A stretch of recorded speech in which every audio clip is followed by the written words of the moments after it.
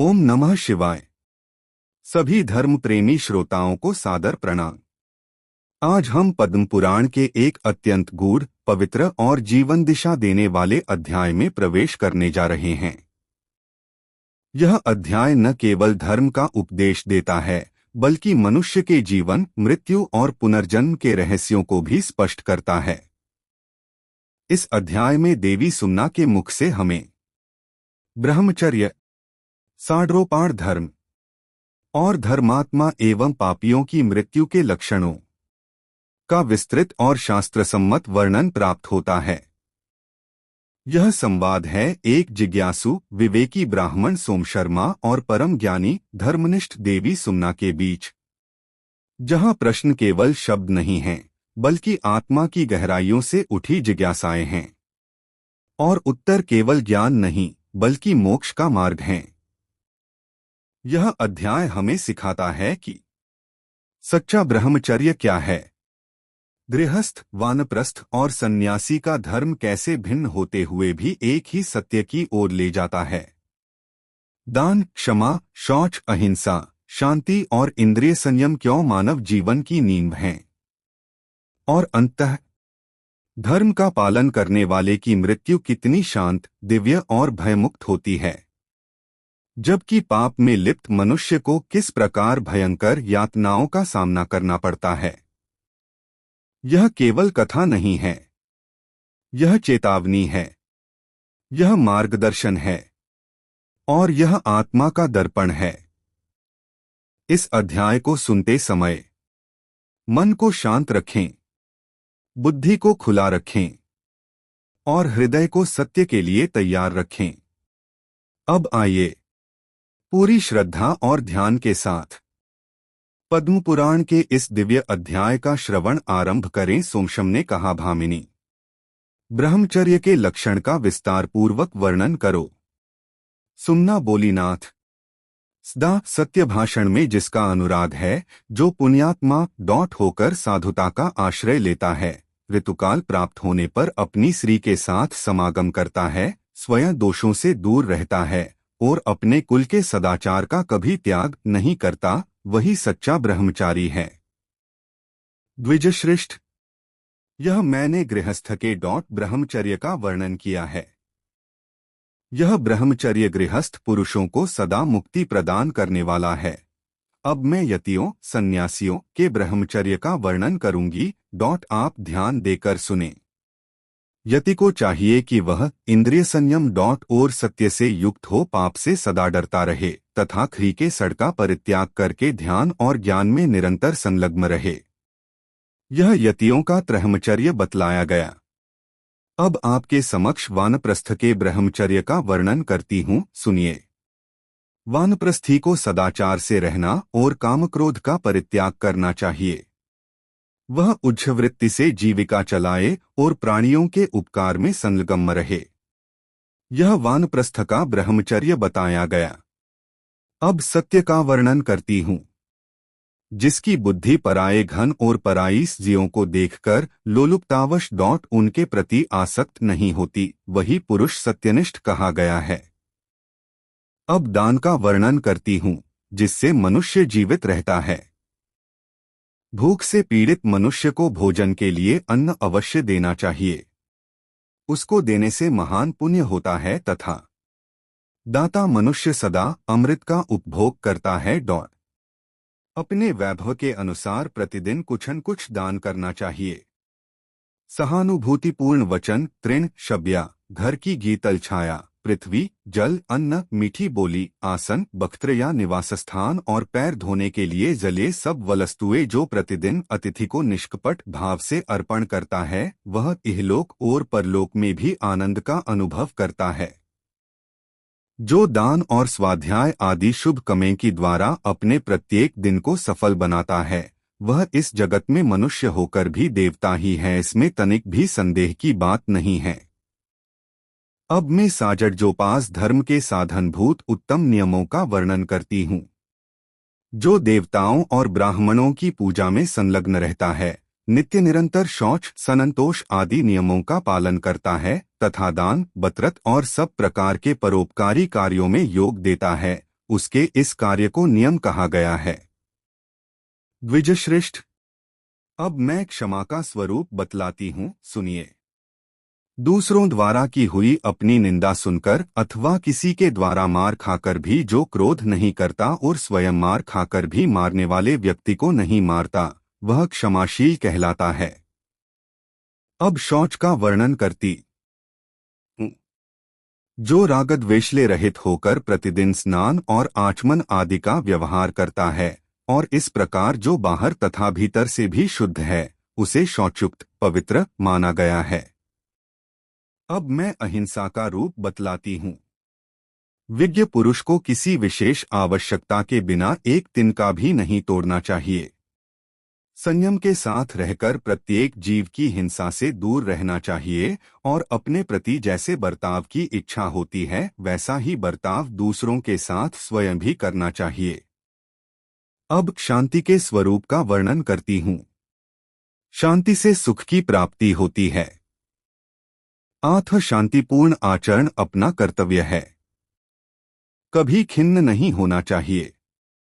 प्राणियों के साथ वैर भाव का सर्वथा परित्याग करके मन में भी कभी वैर का भाव नहीं आने देना चाहिए। अब अस्तेय का स्वरूप बतलाती हूँ।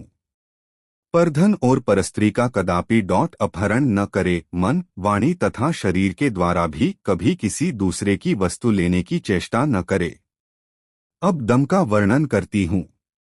इंद्रियों का दमन करके मन के द्वारा उन्हें प्रकाश देते रहना और उनकी चंचलता का नाश करना चाहिए। इससे मनुष्य में चेतना का विकास होता है। अब मैं शुश्रूषा का स्वरूप बतलाती हूँ। मन, वाणी और शरीर से गुरु के कार्य साधन में लगे रहना शुश्रूषा है। द्विजश्रेष्ठ, इस प्रकार मैंने आपसे धर्म का साडोपाड़ वर्णन किया। जो मनुष्य ऐसे धर्म में सदा संलग्न रहता है, उसे संसार में पुनः जन्म नहीं लेना पड़ता, यह मैं आपसे सच सच कह रही हूँ।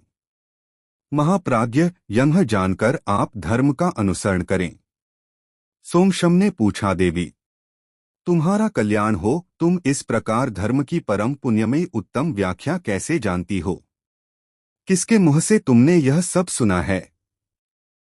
सुमना बोली, भामते, मेरे पिता का जन्म भार्गव वंश में हुआ है।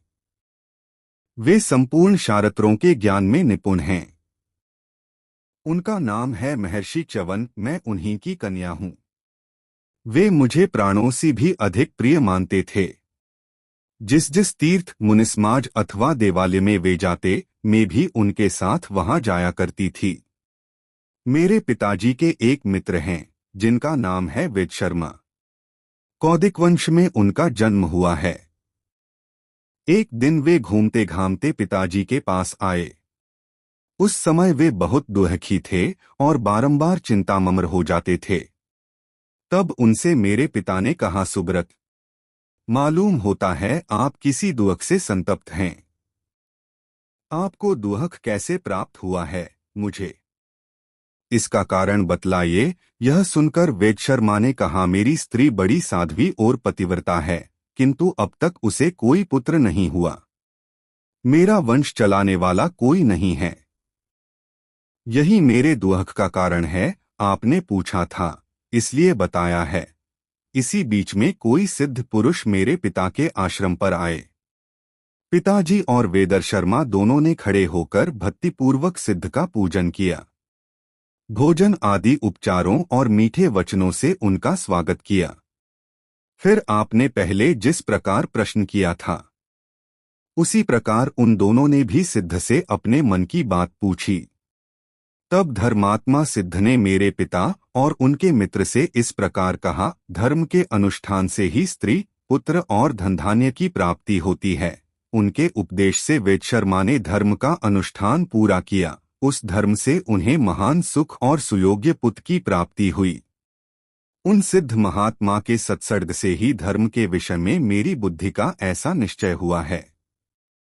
सोम शर्मा ने पूछा, प्रिय, धर्म से कैसी मृत्यु और कैसा जन्म होता है? शास्त्र के अनुसार उस मृत्यु और जन्म का लक्षण जैसा निश्चित किया गया हो, वह सब मुझे बताओ।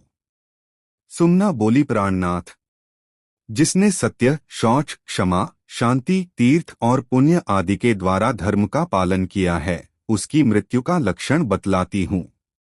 धर्मात्मा पुरुष को मृत्यु के समय कोई रोग नहीं होता, उसके शरीर में कोई पीड़ा नहीं होती, श्रम, ग्लानि, स्वेद और श्रांति आदि उपद्रव भी नहीं होते। गीत ज्ञान विशारद दिव्य रूपधारी गंधर्व और वेदपाठी ब्राह्मण उसके पास आकर मनोहर स्तुति किया करते हैं। वह स्वस्थ रहकर सुखदायक आसन पर विराजमान होता है अथवा देव पूजा में बैठा होता है। ऐसा भी हुआ करता है कि धर्मप्रायण बुद्धिमान पुरुष मृत्युकाल में स्नान के लिए तीर्थस्थान में पहुंचा हो। अग्निहोत्र गृह, गौशाला, देव मंदिर, बगीचा, पोखरा, पीपल या बड़का वृक्ष तथा पाकर अथवा बेल का पेड़ मृत्यु के लिए पवित्र स्थान माने गए हैं। धर्मात्मा पुरुष धर्मराज के दूतों को प्रत्यक्ष देखता है। वे स्नेह से युक्त और मुस्कुराते हुए दिखाई देते हैं। वह मरने वाला जीव स्वप्न, मोह तथा क्लेश के अधीन नहीं होता। धर्मराज के दूत उससे कहते हैं, महाभाग परम बुद्धिमान धर्मराज आपको बुला रहे हैं। दूतों की यह बात सुनकर उसे मोह और संदेह नहीं होता, उसका चित्त असन्न हो जाता है। वह ज्ञान विज्ञान से संपन्न हो भगवान श्री विष्णु का स्मरण करता है और संतुष्ट एवं हृष्टचित्त होकर उन दूतों के साथ चला जाता है। सोम शर्मा ने पूछा, भद्दे, पापियों की मृत्यु किन लक्षणों से युक्त होती है, इसका विस्तार के साथ वर्णन करो। सुमना बोली, प्राणाथ, सुनिए, मैं महापात की मनुष्यों की मृत्यु के स्थान और चेष्टा का वर्णन करती हूँ। दुष्टात्मा पुरुष विष्ठा और मूत्र आदि अपवित्र वस्तुओं से युक्त और पापियों से भरे हुए भूभाग में रहकर बड़े दुहक से प्राण त्याग करता है। चांडाल के स्थान पर जाकर दुहकपूर्वक मरता है। गधों से घिरी हुई भूमि में, वेश्या के भवन में तथा चमार के घर में जाकर वह मृत्यु को प्राप्त होता है। हड्डी, चमड़े और नखों से भरी हुई पृथ्वी पर पहुंचकर दुष्टात्मा पुरुष की मृत्यु होती है। अब मैं उसे ले जाने की इच्छा से आए हुए यमदूतों की चेष्टा का वर्णन करती हूँ। वे अत्यंत भयानक, घोर और दारुण रूप धारण किए आते हैं। उनके शरीर अत्यंत काले, पेट लंबे लंबे और आंखें कुछ कुछ पीली होती हैं। कोई पीले, कोई नीले और कोई अत्यंत सफेद होते हैं। पापी मनुष्य उन्हें देखकर कांप उठता है, उसके शरीर से बारंबार पसीना छूटने लगता है। अब मैं दुहखी जीव की चेष्टा बताती हूँ। लोभ और स्वाद से मोहित होकर पापी पुरुष जो पराये धन और पराई स्त्रियों का अपहरण किए रहते हैं, पहले दूसरे से ऋण लेकर बाद में उसे चुका नहीं पाते तथा असत प्रतिग्रह आदि जो अन्य बड़े बड़े पाप किए रहते हैं, सारांश यह कि मृत्यु से पहले वे जितने भी पापों का आचरण किए रहते हैं, वे सभी महापापी के कंठ में आकर उसके कफ को रोक देते और दुहसा दुहक पहुंचाते हैं। असह्य पीड़ाओं से उसका कंठ घर घराने लगता है। वह बारंबार रोता और माता, पिता, भाई, पत्नी तथा पुत्रों का स्मरण करता है। फिर महापाप से मोहित होकर वह सबको भूल जाता है। अत्यंत पीड़ा से व्याकुल होने पर भी उसके प्राण शीघ्रतापूर्वक नहीं निकलते। वह कांपता, तलमलाता और रह रहकर मूर्छित हो जाता डॉट है। इस प्रकार लेभ और मोह से युक्त मनुष्य सदा मूर्छित होकर ही प्राण त्यागता है। तत्पश्चात यमराज के दूत उसे यमलोक में ले जाते हैं। उस समय उसको जो दुहक भोगना पड़ता है, उसका वर्णन करती हूँ। जहाँ ढेर के ढेर अंगारे बिछे होते हैं, उस मार्ग पर पापी को घसीटते हुए ले जाया जाता है। वहाँ वह दुष्टात्मा जीव बारंबार आग में जलता और छटपटाया करता है। जहाँ 12 सूर्यों के ताप से युक्त अत्यंत तीव्र धूप पड़ती है, उसी मार्ग से उसे पहुंचाया जाता है। वहाँ वह सूर्य की प्रचंड किरणों से संतप्त और भूख प्यास से पीड़ित होता रहता है। यमदूत उसे गदा, डंडे और फरसों से मारते, कोड़ों से पीटते तथा गालियां सुनाते हैं। तदंतर वे पापी को उस मार्ग पर ले जाते हैं जहां जाड़ा अधिक पड़ता है और ठंडी हवा का झोंका सहना पड़ता है। पापी पुरुष शीत से पीड़ित होकर उस मार्ग को तय करता है। यमदूत उसे घसीटते हुए नाना प्रकार के दुर्गम स्थानों में ले जाते हैं। इस प्रकार देवता और ब्राह्मणों की निंदा करने वाले संपूर्ण पापों से युक्त दुष्टात्मा पापी पुरुष को यमराज के दूत यमलोक में ले जाते हैं। वहां पहुंचकर वह दुष्टात्मा यमराज को काले अजजन की राशि के समान देखता है। वे उग्र, दारुण और भयड्डूर रूप धारण किए भैंसे पर सवार दिखाई देते हैं। अनेकों यमदूत उन्हें घेरे खड़े रहते हैं। उनके साथ सब प्रकार के रोग और चित्रगुप्त भी उपस्थित होते हैं। द्विजश्रेष्ठ, उस समय भगवान धर्मराज का मुख विकराल दाढ़ों के कारण अत्यंत भयानक और काल के समान प्रतीत होता है। यमराज धर्म में बाधा डालने वाले उस महापापी दुष्ट को देखते और अत्यंत दुखदायी दुस्सह अखरशस्तोंद्वार पीड़ा पहुंचाते हुए उसे कठोर दंड देते हैं। वह पापी 1000 युगों तक नाना प्रकार की यातनाओं में पकाया जाता है। इस प्रकार दुष्ट बुद्धि वाला पापात्मा मनुष्य अपने पाप का उपभोग करता है। तत्पश्चात वह जिन जिन योनियों में जन्म लेता है उसका भी वर्णन करती हूँ।